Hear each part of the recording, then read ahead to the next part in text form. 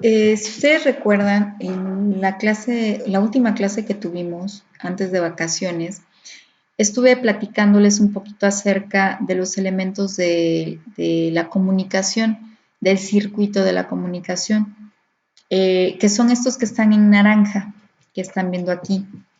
Ahora, necesito que relacionemos estos elementos del circuito con esto que está en azul, que les dije, no le pongan mucha atención a esto, lo vemos regresando, pero es importante que lo conozcan, no solo para relacionarlo con los elementos del circuito, sino para que ustedes realicen la actividad que tienen para esta semana y que deberán de entregar el día viernes como último día de entrega, que es básicamente un texto publicitario, un cartel publicitario para poner en práctica la función persuasiva, pero vamos por partes.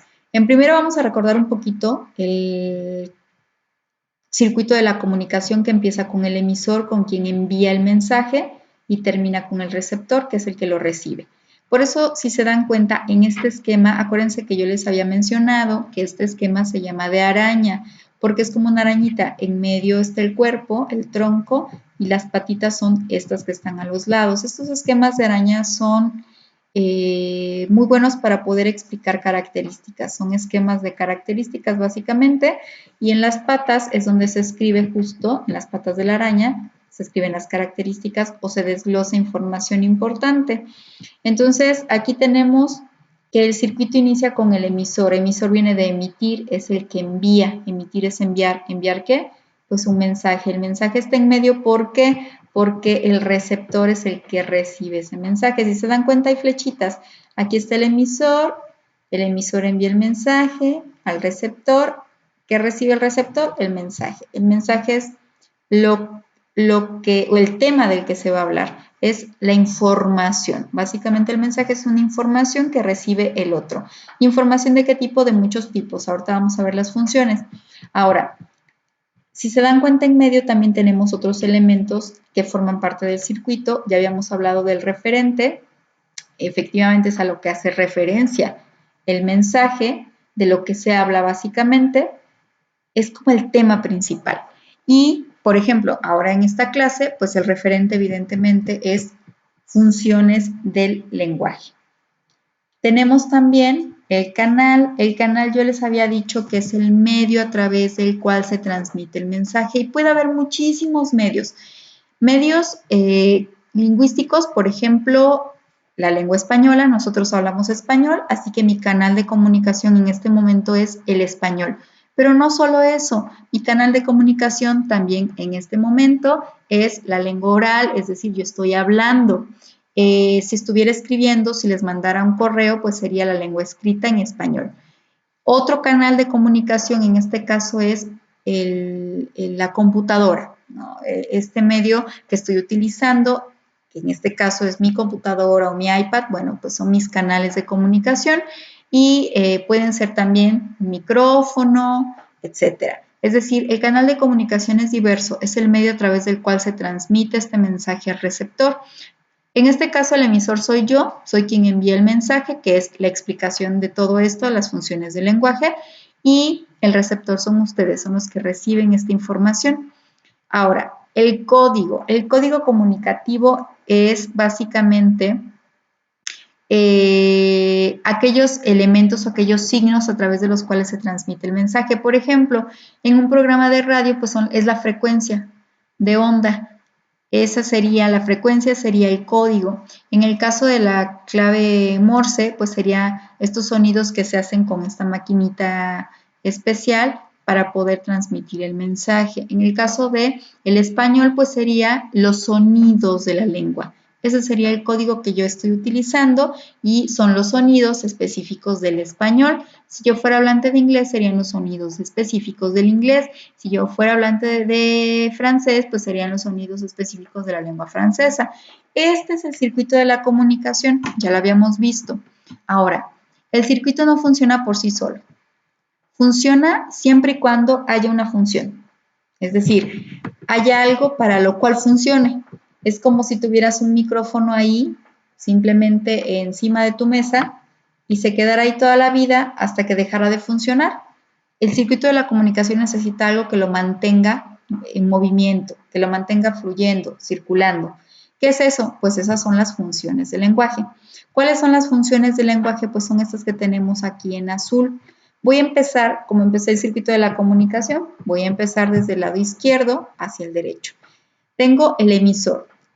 La primera función es la expresiva, que se relaciona con el emisor por lo siguiente.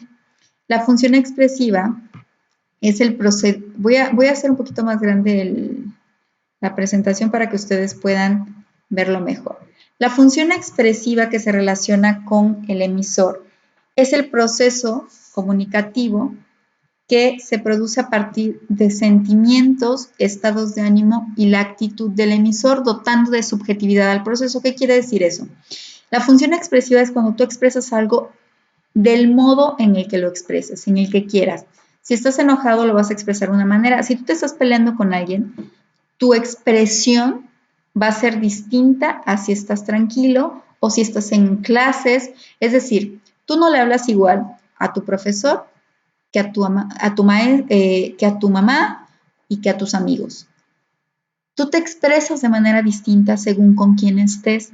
Por eso la función expresiva se relaciona directamente con el emisor, porque el emisor es el que define cómo va a expresar la información, ese mensaje, cómo va a llegarle al otro, de forma interrogativa, a través de una pregunta, cuestionando, de forma persuasiva, a través de tratar de convencer al otro, de forma directa o indirecta, etc. Ahora, esa es la función expresiva. Vamos hacia acá, me voy a pasar al receptor, que es quien recibe el mensaje. La función apelativa o persuasiva, también se le llama, es el proceso comunicativo que se centra en la atención lingüística del receptor a través de preguntas, órdenes o acciones directas sobre este.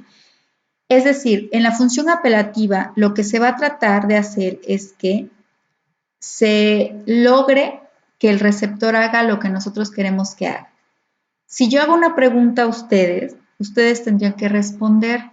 Mi intención es que es decir, yo los quiero persuadir de que me contesten. Si yo les voy a vender un producto, les muestro el producto, sus características, mi intención va a ser que me lo compren.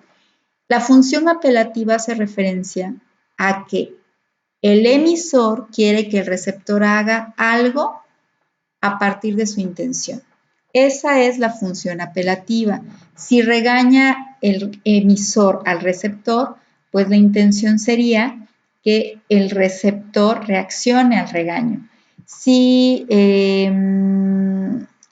por ejemplo, el emisor le dice que cierre la ventana al receptor, el receptor deberá de cerrar la ventana porque le está apelando, le está tratando de decir, haz esto, es una orden. Entonces, la función apelativa se relaciona directamente con el receptor porque el receptor es el que va a actuar según el tipo de mensaje que envíe el emisor.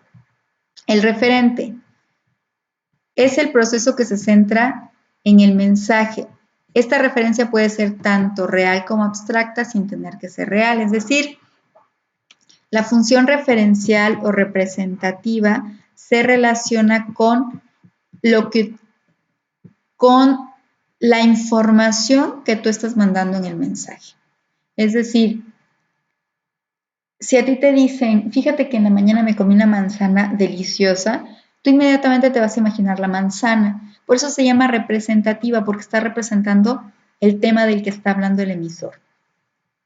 Tenemos otra función que se relaciona ahora con el mensaje directamente, que es la función poética. ¿A qué se refiere esta? Bueno, pues a los recursos estilísticos utilizados para hacer mayor énfasis en el tema del mensaje. Por ejemplo, el mensaje puede enviarse de diversas maneras. Puede enviarse como una carta seria, puede enviarse como una carta informal, con un lenguaje informal, Puede escribirse en forma de poesía, en forma de prosa, en forma de prosa poética, es decir, se centra en el mensaje la función poética porque se refiere a todos aquellos recursos retóricos que utilizamos para hacer, para construir nuestro mensaje y para enviarlo. Por ejemplo, podemos exagerar, y cuando exageramos generalmente utilizamos un elemento que se llama hipérbole. Por ejemplo, cuando decimos su nariz es más grande que su cara.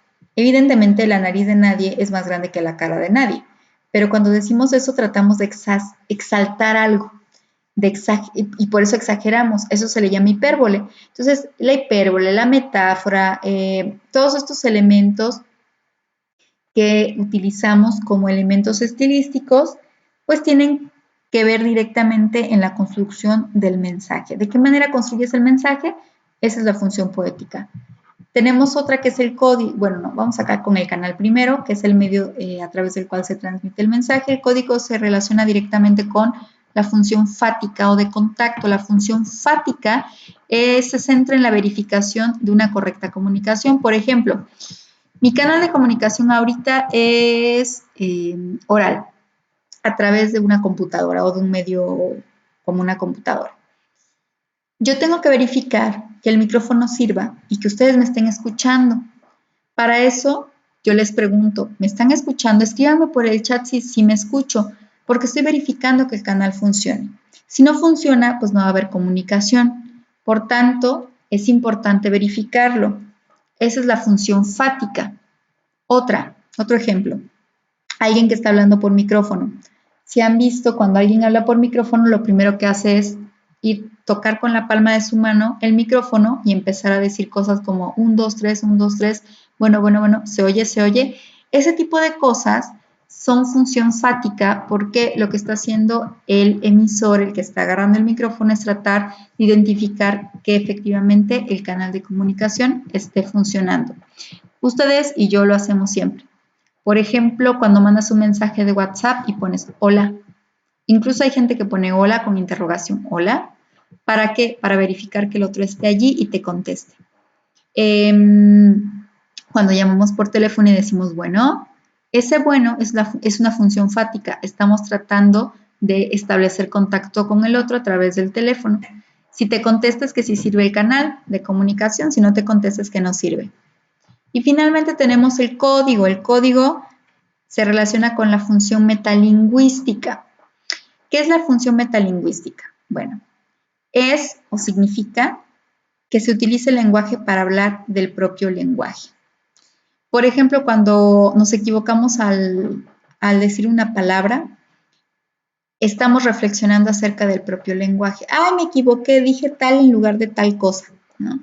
Esa es la función metalingüística. Meta es más allá del lenguaje. Es decir, tú hablas estás hablando con tu lengua, con tu lenguaje, del propio lenguaje. Estás reflexionando sobre la lengua. Esa es la función metalingüística y se relaciona con el código porque, como yo les dije, el código es ese sistema de signos que utilizamos para comunicarnos, en este caso, la lengua española, y además oral. Puede ser escrita, en este caso es de forma oral. Entonces, la función metalingüística es utilizar el lenguaje para hablar del propio lenguaje. Estas son las funciones del lenguaje. Voy a hacer un poquito, a ver, aquí quiero que vean toda la imagen. Ahí está. Esas son las funciones del lenguaje. ¿Y por qué es importante entenderlas? Porque, bueno, en principio las utilizamos siempre para comunicarnos, pero no somos conscientes de ello.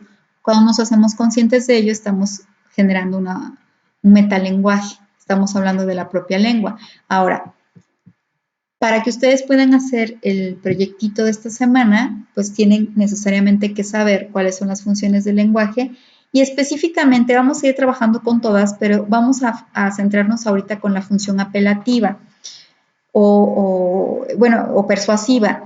¿Qué van a hacer? Un cartel en el que vendan un producto o servicio.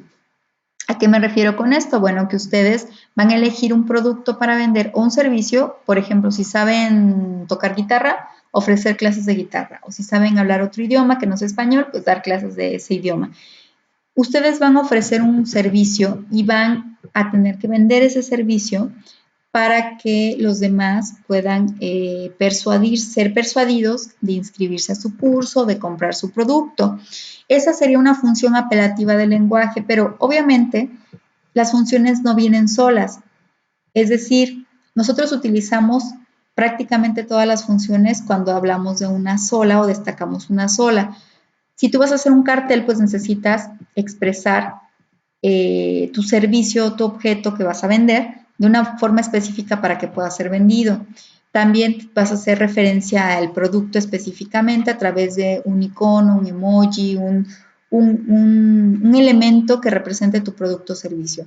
Vas a utilizar el lenguaje de una manera específica a través de ciertos recursos estilísticos, vas a hacer un cartel donde utilices un código específico, que en este caso va a ser el español, o si vas a dar clases de otro idioma, pues con otro idioma. Y además vas a utilizar la función fática en el sentido de que tienes que verificar que se entienda tu cartel, que se entienda que estás vendiendo algo. Básicamente, por eso es importante que conozcamos las funciones y porque además pues somos usuarios del lenguaje y todos utilizamos todas estas funciones y todos utilizamos el código del habla o el código de la comunicación o el circuito del habla. Todos estos elementos son elementos que siempre se ponen en juego cuando nosotros estamos comunicándonos con alguien o estamos comunicando algo.